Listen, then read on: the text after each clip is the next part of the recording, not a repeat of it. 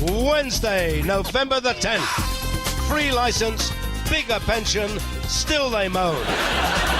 IRA have peace formula. Try this one. Stop killing people. Lords pass disability cuts. Hoddle says, I told you so. Please welcome the man who old people would gladly pay a licence fee to see, Mr. Iain Lee.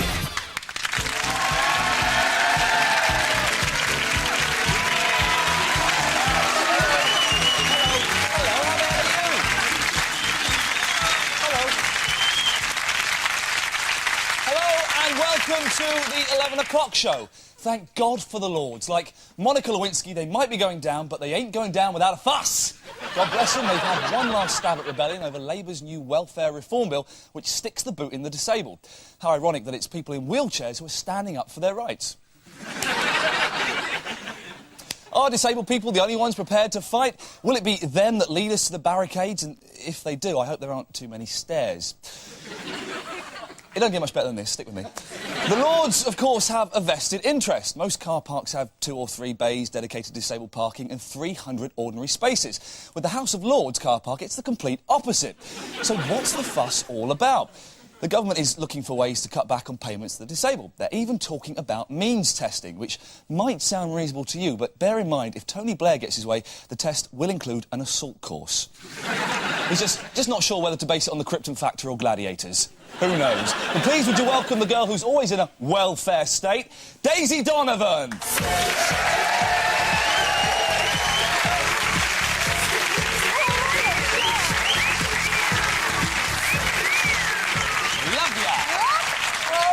So, Daisy, what do you think of the disability benefits?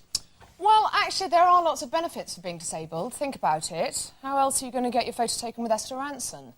Unless you're a funny-shaped vegetable. Right, I'm going to stop you there. Perhaps you better tell us what's on tonight's show. Right.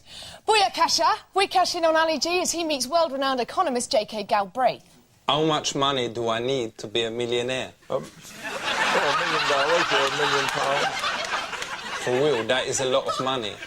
Can I still be a millionaire if I've got, like, £17,000 or something like that? Certainly not. And we meet football commentator and all-round it's a knockout nut job, Stuart Hall. But now here's the headlines. And tonight's main stories. It's been revealed that the royal party send out very specific lists of likes and dislikes when touring. The Queen's list of dislikes includes spicy food and local mineral water, while Prince Philip's list of dislikes include chinkies, kinkies, fops, wops, dago, sailors, mixed sticks and puffs. Nick Faldo announced his engagement to glamorous 26-year-old Valerie Bircher today. It'll be his 3rd wife, so that means he's on the 9th hole.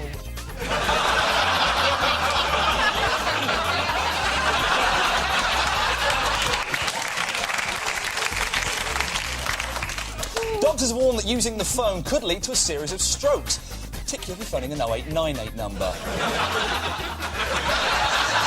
One phone user has suffered 2 strokes. He's been warned that at the 3rd stroke, it'll be 11:35 precisely. Pensions are set to rise by 75p a week. This generous extra has thrown up the age-old dilemma, tea or hookers? Well, for me, it'll buy me another cup of tea. A cup of tea? All pensioners should get it, no matter how old they are. Hookers it is, then. At the same time, cigarettes are set to rise by 20p a pack, but it's all right because the money is going to the NHS. It's prompted the government to reconsider their attitude to health warnings. As you can see, the new warning reads, cigarettes can kill, but they probably won't, so go on, treat yourselves. And those were today's headlines. What do you think about Gordon Brown's announcement of a free TV licence to everyone over 75, Iain? I think it's absolutely brilliant. I can think of no better reward for someone who's given years of honourable service to this country, perhaps even risked their life in a war, than by letting them end their days cold, alone, and staring at a flickering box in the corner of their empty homes. But is the future really so rosy? Here's Alan Francis with his report on all of Gordon's promises. Pensioners had a good reason to turn their volume knobs even higher today, as the Chancellor decided they no longer had to worry about a visit from the detector van. In his pre-budget budget, Gordon Brown, texture like sun, announced 2 central initiatives. free TV licences for the over-75s, and a unique initiative which will mean that money raised from taxes will be ring-fenced and then spent on the appropriate services. For example, the £300 million raised from levies on smoking will go directly to the NHS to combat heart and lung diseases. Money raised by taxes on motoring will be put into the roads and public transport. And there will be more money for wrist clinics and blind charities, as Brown announced a levy on wank mags. The Chancellor's statement was met with mixed feelings in other quarters as he continued with his swings and roundabouts approach to taxation. Despite a rise in their pensions and a free TV licence, the elderly will be hit hard by a 10% rise in the price of Werther's Originals. That was celebrated as the highly unpopular 6% annual fuel hike was scrapped. However, they were left feeling unsatisfied by the news that the government intends to tax blowjobs in lay-bys.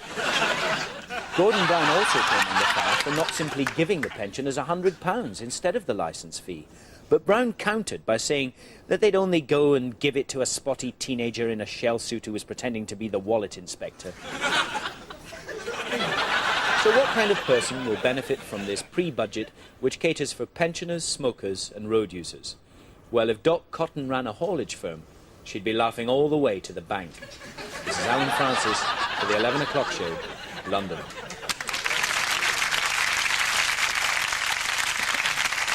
We've seen his definitive A to Z of news and incisive reports, so who better to give us a roundup of this week's current affairs than Ricky Gervais?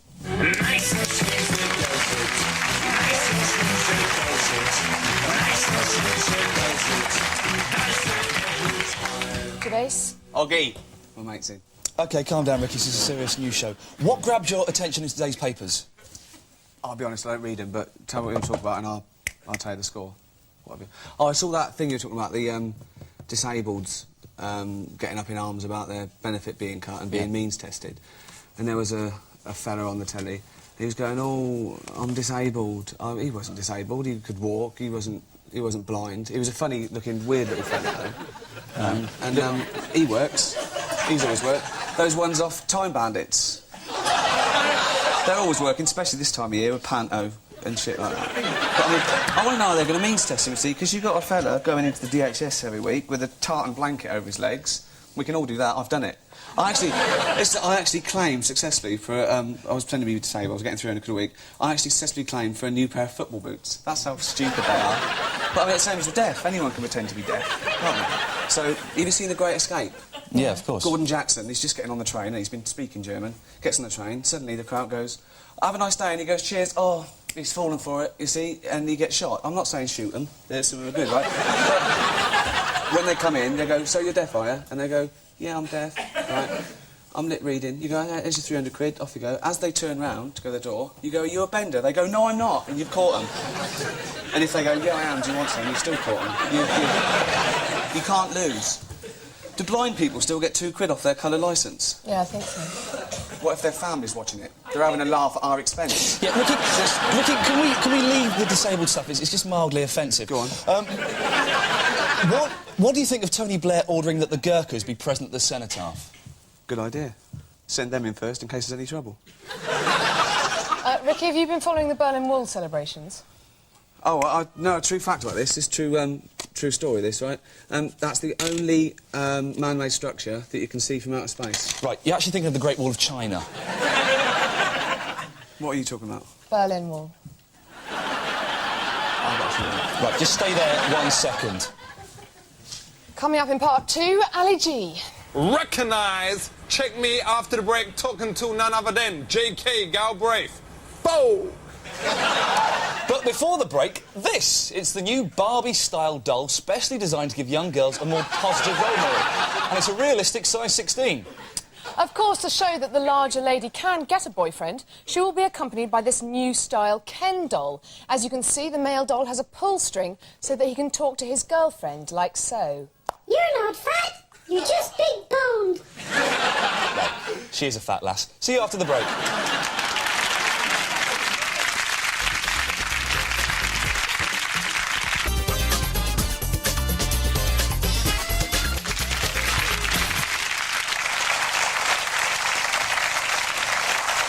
Welcome back to the 11 o'clock show. Now that I'm a really big star, I can demand anything I like for my dress room. Fantastic. I've got a Simpsons towel, a digital radio alarm clock, and I get a Ferrero Rocher every night. What about you, Daisy? What do you get? What's a dressing room? Well, it's not just Iain that gets great perks. The Queen's demands for her current trip to Ghana have been leaked to the press, showing she's got a bigger rider than Def Leppard and 2 working hands. Hit it. But what if the royals were to turn up at your house? How can you be sure you'd meet their high demands? Well, here's how, with our Royal Rider do's and don'ts. 1 does. Provide the royal bedroom with crisp white cotton sheets and blankets. 1 doesn't. Sling a camp bed in the spare room, chuck the Queen a Spider-Man duvet and tell her that if it makes her uncomfortable, she can turn the Diana plate round. 1 does. Greet the Queen with a slightly bowed head. 1 doesn't. Greet the Queen with, "You're a lot bigger in real life than you look on the stamps." 1 does. Make sure the Queen has English marmalade and wholemeal toast for breakfast. 1 doesn't. Ask if she wouldn't mind popping out for 10 minutes, only housing benefit are coming round and you don't want to think you're knobbing her. And finally, and most importantly, 1 does. Ensure there's no television in the bedroom. 1 doesn't. Force her to watch your favourite episode of Animal Hospital, the one where a corgi chokes on a 10-pence piece, with her face on it. And that was the royal do's and don'ts. This weekend sees England-Scotland's European qualifier. I'm here to look forward to the clash is Radio 5 star commentator Stuart Hall. Wow!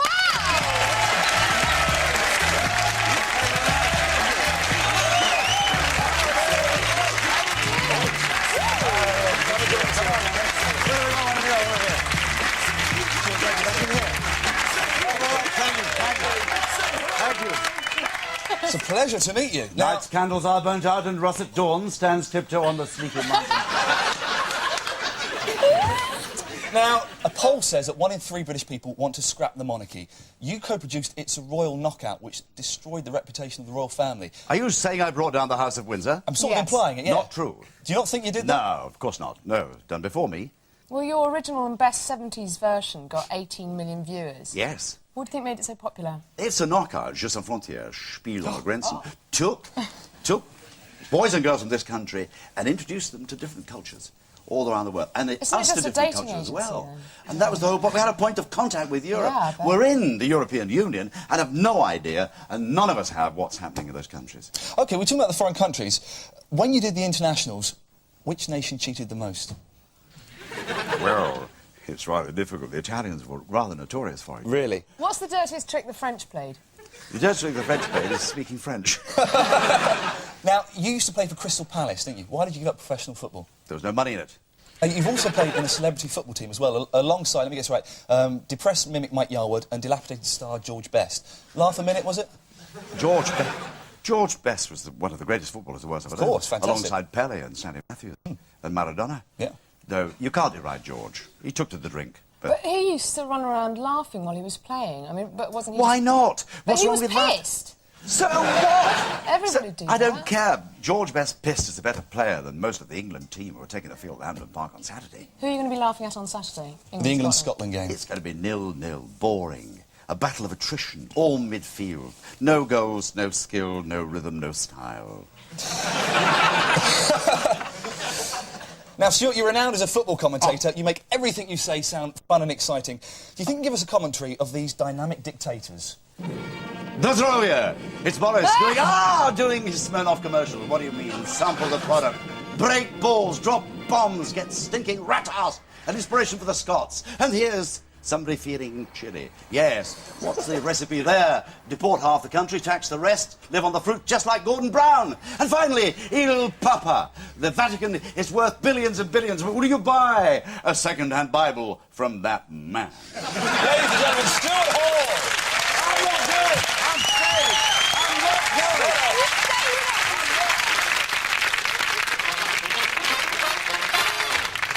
More fox hunt-based rallying went off this morning in Cardiff, and why not? It's a free country. If you're an ignorant townie and would rather condemn than understand, here are 5 top facts on fox hunting. 1. Hunting is the single most humane method of controlling the fox population that thick, rich people have ever devised. 2. Hunting is an ancient countryside tradition, like drowning witches, chasing cheese down hills, and having 6 fingers. 3. Being on the hunt is a jolly thrill. For townsfolk who don't understand, it's equivalent to driving a stolen Mondeo through the Arndale Centre. It's that much fun. 4. People think foxes die in pain. This is a myth created by the foxes themselves. Why? We don't know. They're just too wily and crafty to tell us. 5. Hunting is part of our cultural heritage, and without tradition, our nation will fall apart. Think how much the crime rate has soared since they banned cockfighting, bear baiting and scalp fucking. People who hunt foxes are good eggs, and they all love their mums. A bit too much. Now, Daisy, have you heard about the new Brad Pitt film, Fight Club? Yeah, it's just men smashing each other around the face as an excuse to see Brad Pitt with his shirt off. Yeah, and it's got some tits in it. I've got a couple of tickets. Oh, come then. Sorry, just so I can go and see it twice. But do men need Fight Club to tell us what it means to be a man? I hit the streets to find out. The papers today are full of the news that 90s men feel emasculated and weedy. But what actually makes a man a man? Is it the ability to cry at a swan, or the strength to beat the shit out of some skinheads? I've come here to London to find out. Do you think the 90s man has become more emasculated? Emasculated? I'm not sure. What that means? I'm not sure if they have become more emasculated. You know what it means? More masculine? Are you a Benny tied to a tree? No. Oh, Benny on the loose, Benny on the loose! Does fighting impress the girls? Some girls, possibly. Which kind of girls? Rough slappers or nice girls? Slappers, yeah. Do you find me attractive? Yeah. Now, if I do this... Does that make me more attractive? No. No? No. I'm just doing the Karate Kid pose. Is it right for me to be a grown man to be cheering on young kids fighting? No. Right. I've got 50 quid on one of them. Yeah, I am encouraging them to be men. Yeah. Go on, put the boot in! Fight! Fight! Fight! Fight! Come on, give it to him! Really give it to him! How many press-ups can you do? About 40. Let's have a look, come on. Let's have a look, see what you can do. Supposing we're in a pub situation, obviously without hurting me. Show me how you'd beat me up. What would you do to me? Without hurting you? Oh, well, OK, you can hurt me if you want. I'd stick my thumb in your eye, and I'd shove that You'd thumb my eyes? I'd shove that other one up there, and I'd lift you on the weight of my thumb. That'd stop you. Is that really what? Do you want me to try it? Yeah, please. In there, like that. Jesus! Do you feel like a man? Idiot, but yeah, you look like one, but you're doing well. I've lost count now. Let's start from 1. Peter, I've had some bad news. My cat's gay. I could really do with a hug. No, I won't hug it. Why not? Yes, you will. Come here, Peter. Come and give us a hug. Come and give us a hug. So there we have it. It appears the 90s man needs to find a compromise, which I think I've done. I've got the softness of leather and the toughness of wearing a hat. This has been Iain Lee, The 11 O'Clock Show, London.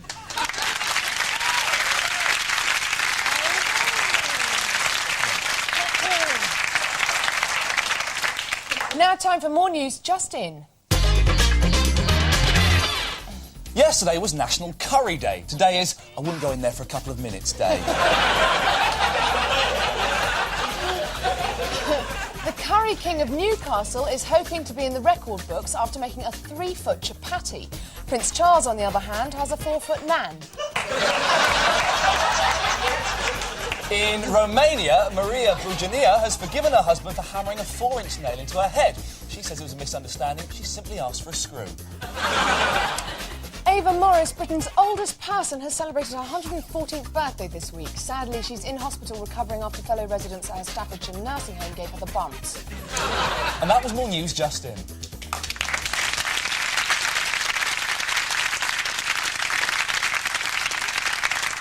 Now, Daisy, if I say economy, what do you think of? I think of Gordon Brown, the Financial Times, Nanette Newman. Well, in learned circles, the first name everyone thinks of is the world's greatest living economist, JK Galbraith. And who better to meet him than the world's most unlearned man, Ali G. You don't stop. It goes out to the crew up top. That's it. Hear me now. I is here with none other than Professor JK Galbraith, MB, the most renowned economist in the world. What is supply and demand? Is it like with me Julie, I supply it and she demand it. Supply and demand is an old economic expression. Is it like in my school, everyone was well into Tashhid Vegi because she was all well fit and had nice skin and whatever, and you had to spend 75p even for a touch outside the clothes. And Zoe Lewis, who was a bit dodgy, looked a bit rough, she was 25p for fingers and thumbs. So what notes do you have here? Dollars, $5, $10. Would it not be more convenient if instead of having like just a $10 bill and a $20 bill, you had like a $5.19 bill, or like a $12.48 bill, or like a $48.05 bill, or like a $78.03 bill, or like a $267.54 bill, or like a $380.09 bill. Then you could pay for everything with one note, innit? I have no hesitation in saying that that would be so complicated that only you and a few other people would understand it. How much money do I need to be a millionaire? $1 million or £1 million. For real, that is a lot of money. Can I still be a millionaire if I've got like £17,000 or something like that? Certainly not. Ain't that racialist? This is a simple arithmetic matter. A millionaire is somebody with $1 million. How could I be a millionaire? You would have to have a very shrewd knowledge of the working of the economy. I've got an idea and I want to run it by you, Professor Galbraith. What is everyone in the world got? Feet, right? And what do they want their feet to become? Comfy. How do they make their feet comfy? One word. Shoes. Slippers.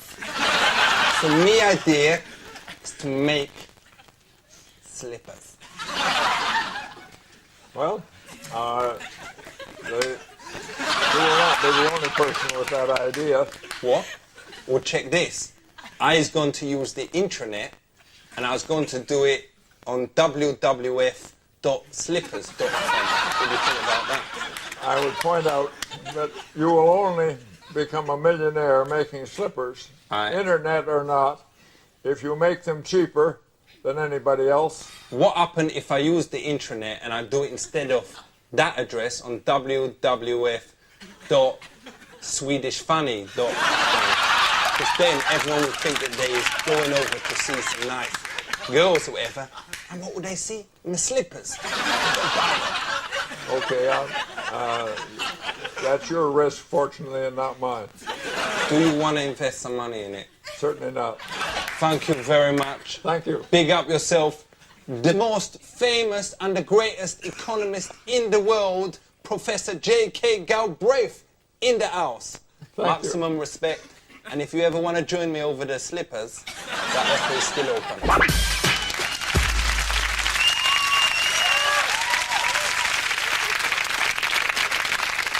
Tomorrow night, our special guest will be world champion women's boxer Jane Couch. But just before we go, Britain's largest ever find of Roman coins has been unearthed. They were discovered down the back of Britain's largest Roman sofa. Good night. Good night.